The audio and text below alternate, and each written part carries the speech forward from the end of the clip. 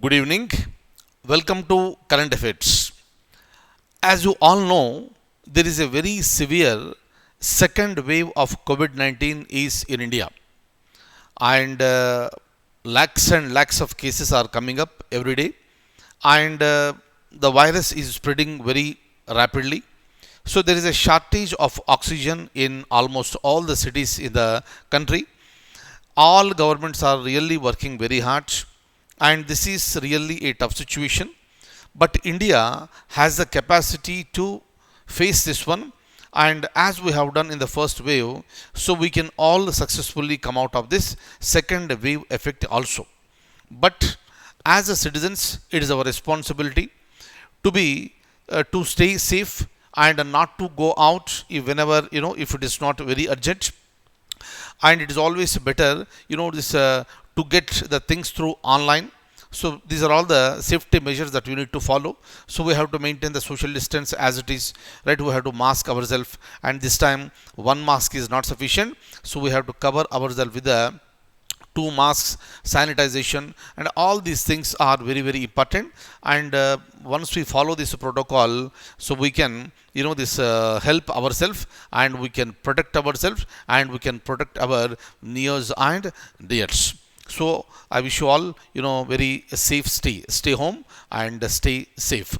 Now I'll open the document, and let's start a discussion on this.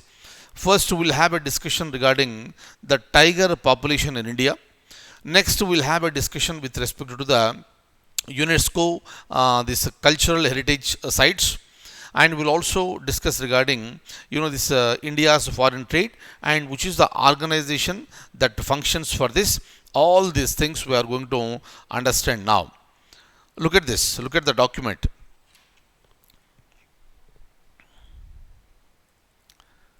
Look at this. The first one. India conducts all India tiger estimation every. Just like the human population, the census is conducted, we also conduct the census for the tigers. Tiger population has to be protected. Once you estimate, once you conduct this census of these tigers, we'll come to know whether the number is increasing or decreasing. If the number is increasing, that's a happy note. If the number is decreasing, we need to take measures to conserve the tiger population.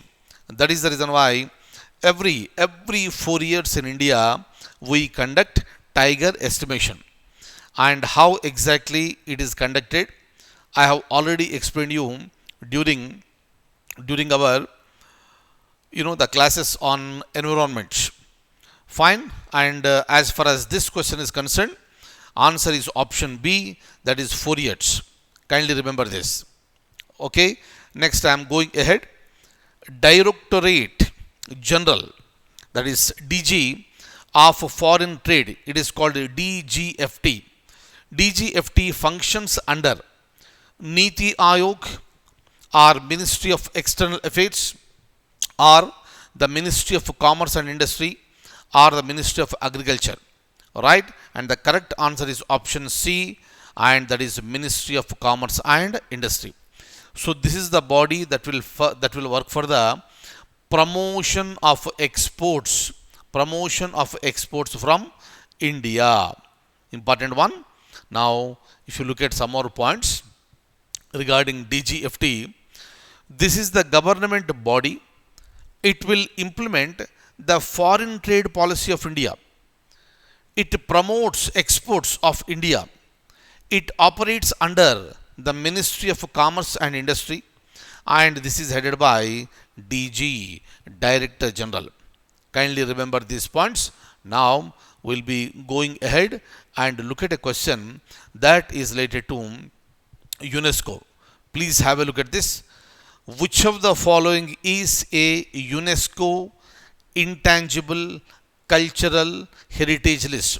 Which of the following are part of UNESCO intangible cultural heritage list? Buddhist chanting, Chahu dance, Kalbelia, all of the above, and most of you may be aware of this one, and the answer is option D, all the above. In fact, this list contains, altogether 13, 13 Indian cultural heritages that are placed under the UNESCO Intangible Cultural Heritage List. Please look at this very closely. This list includes expressions and traditions, artifacts, instruments, cultural spaces that are associated with the cultural heritage. Look at all these things. These are all together, 13 are there. So these are all the part of this list. Right? Buddhist chanting, Chow dance, Kalbeliya. So this is a song and a dance form of Rajasthan. So this is the Kumbh Mela. You are all aware of this one. Kodiyattam of Kerala. Mudiyach, Navruz, Persian New Year. Right? So look at all these things. This is a very famous one. Everybody is aware of this one. Right? So this also you are all aware. And last one is the Ram Leela. So these are all, the 13 that are part of this particular list.